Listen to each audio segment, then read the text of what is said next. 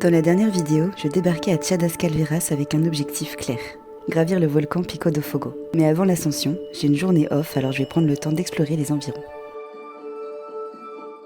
Du coup là je suis à Chadas Calveras, un village qui est perché à 1700 mètres d'altitude et situé dans un cratère. C'est ouf parce que en gros il y a eu une éruption en 2014 et des coulées de lave ont recouvert tout le village.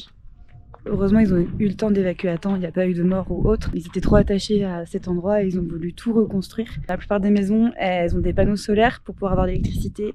L'eau, elle est hyper rationnée, il faut faire hyper gaffe. Tout est récupéré et tout. On voit des maisons qui sont quasiment dans les coulées de lave quoi. C'est quand même un truc de ouf. C'est une terre qui est hyper fertile sans avoir besoin d'eau.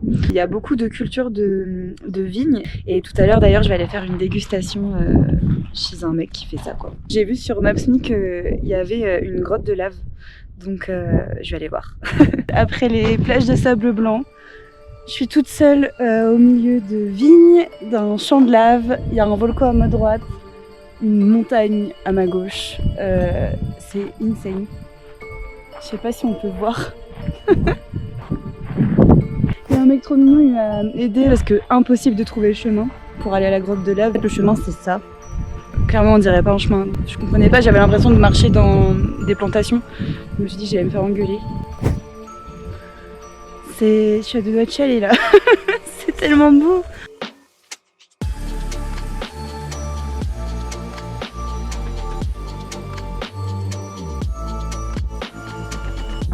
Oh là là, trop émotive la petite dame. Mais c'est ouf. Putain. Je suis même pas encore en haut du volcan, mais demain je vais faire quoi? Ça c'est le chemin. Je sais pas par où je vais par là-bas. Je sais pas où je vais. Mais je crois que c'est ça le chemin. Et bah c'est pas de tout repos, hein, putain. Non mais je viens de traverser ça là. Et je suis morte, genre vraiment faut limite marcher à quatre pattes, les pierres des fois elles sont pas stables du tout. Très con que je me foule une cheville la veille de l'ascension quoi. J'ai encore tout ça, je sais même pas où c'est. Je sais même pas où c'est, faut que j'aille là-bas. Je me suis embarquée dans un truc, en fait c'est hyper long à traverser la lave. On peut plus, c'est sport de ouf. C'est qu'il faut faire hyper gaffe à où tu mets les pieds tout le temps. Tout le temps et des fois ça a l'air solide et ça s'effrite d'un coup. Et voilà. Putain mais quel enfer, je viens de sortir du champ de lave. Mais j'ai passé 20 ou 25 minutes dedans. J'ai des trous aux fesses dans mon pantalon parce que je me suis cassé la gueule plusieurs fois. Je saigne.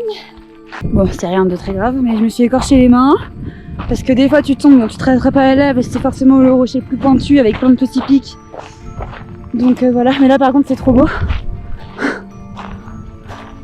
Ça se trouve, je me suis trompée de chemin, fallait pas du tout passer par là. J'ai pas du tout envie de faire le retour. Heureusement j'ai du désinfectant. Je suis grave organisée hein. Oh, j'ai perdu mon chemin. Ah!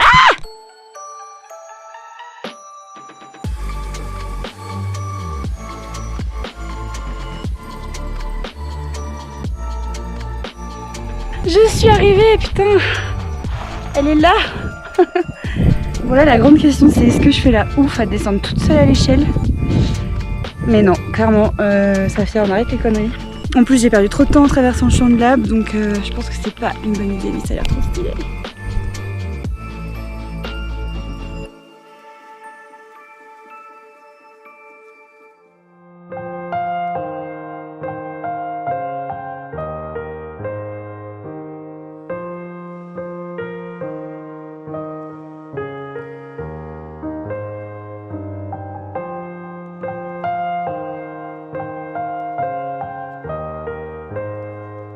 Doucement, hein.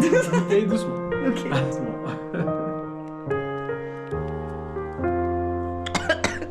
Ah oui.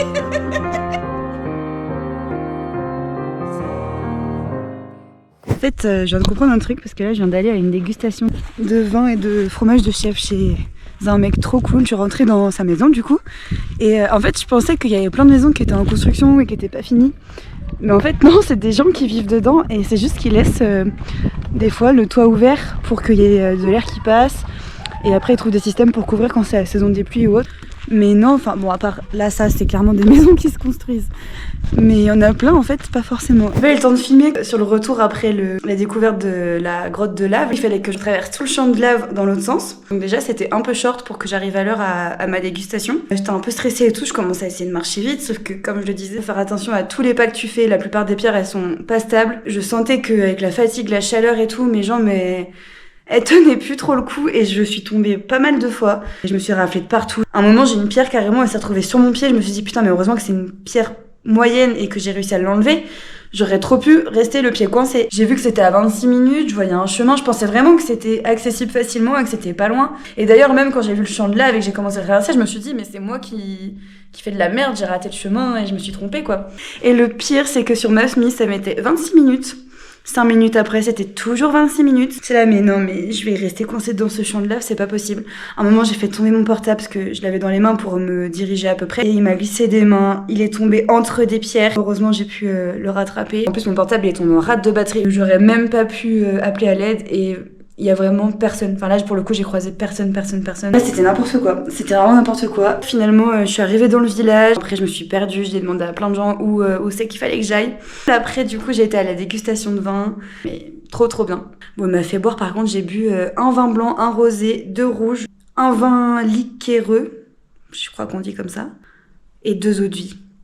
J'ai croisé aussi un petit papy là dans la rue, trop mignon. Il m'a demandé si j'aimais cet endroit. Je lui ai dit que oui. Il m'a dit oh là là, ça me touche trop quand les touristes viennent et qu'ils me disent qu'ils aiment cet endroit parce qu'on y est vraiment attachés. On a tout reconstruit ici. Tout le village a été détruit par la lave. Il y a encore des maisons sous la lave et ils ont tout reconstruit de leurs mains.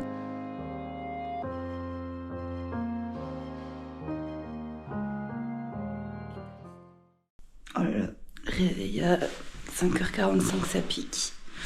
Faut que je me dépêche parce que faut que je sois prête là dans 30 minutes pour monter le volcan.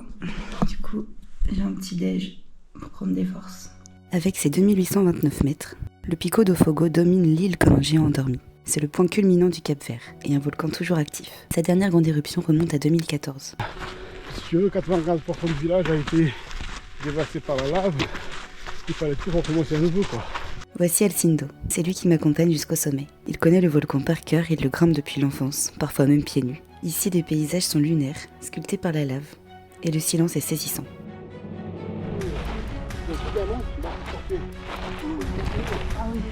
Grâce à Alcindo, je vais tenter de gravir cette montagne de feu, entre roches noires et panorama à couper le souffle. Plus je monte, plus le paysage se dévoile, et plus je prends la mesure de ce que l'éruption a laissé derrière elle. Des maisons englouties, des champs recouverts de lave noire, des vies bouleversées.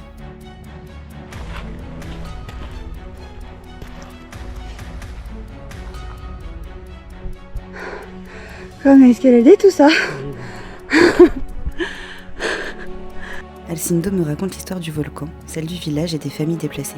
Il partage ses souvenirs du jour où tout a basculé, et surtout des anecdotes pleines de résilience. Ses récits donnent à l'ascension une autre dimension. Plus il parle, plus je suis touchée par ce lieu. Je ne vois plus seulement un volcan, mais un territoire marqué par la puissance de la nature et par celles et ceux qui ont choisi de revenir et de tout reconstruire, profondément attachés à cette terre de feu. Ouais, ça commence à sentir le soufre. J'y suis. Bravo. J'étais tout là-bas. On était là-bas, c'est ça? La partie jaune. Ah oui. Donc ici dans la pente, ici, si tu regardes dans la pente, là on voit du fumarole qui sort là-bas. Ouais, oui je vois là. Oh, c'est impressionnant. Pour redescendre, 2 options. La première, sage et tranquille, rebrousser chemin. La seconde, un peu plus audacieuse, une via ferrata sans aucune attache, perchée sur la crête, avec le vide juste en dessous. Là j'ai choisi la deuxième option, pas la plus simple. Ah ouais, c'est chaud quand même. Allez, ça fait hop. J'ai les mains qui glissent.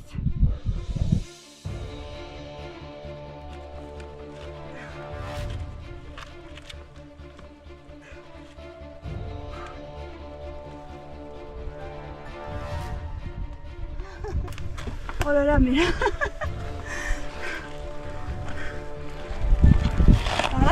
Ouais. Un petit plus bas, ouais. Et il faut faire un saut et pose le pied là, repose sur le rocher là-haut. Comme ça, ouais.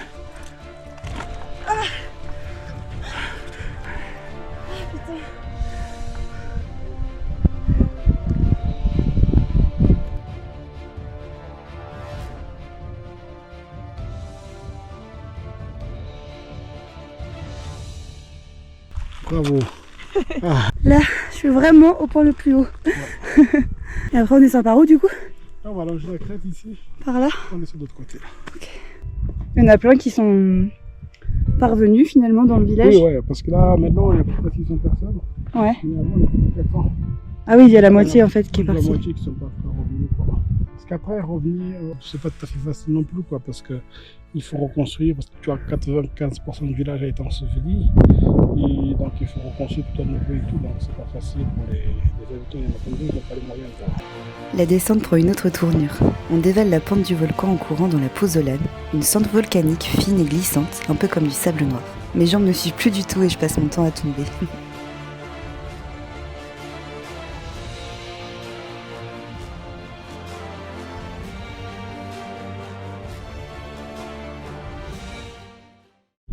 Avant, c'était une pente douce comme on voit de côté là. Ah ouais. Donc c'est récent quoi. Mais là, C'est il a impressionnant. explosé à une centaine de mètres du cratère du 95. Mais tout ça, c'est des matières qui ont sorti de la terre et qui sont remis à l'extérieur. C'est incroyable.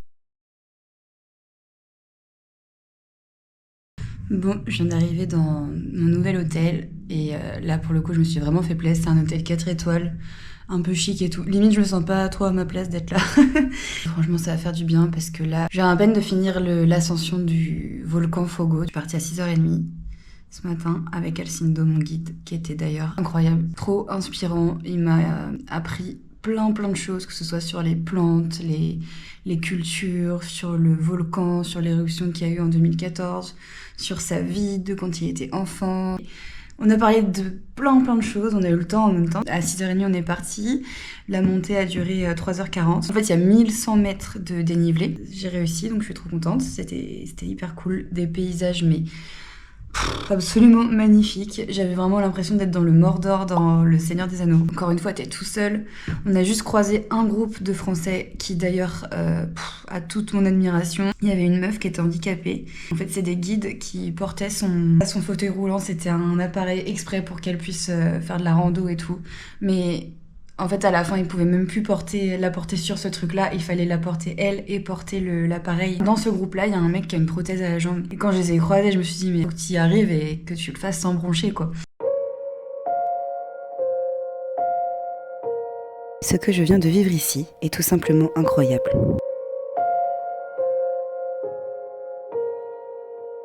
Chadas Calveras et ses habitants m'ont laissé une marque indélébile. Une femme m'a dit une phrase qui résonne encore en moi.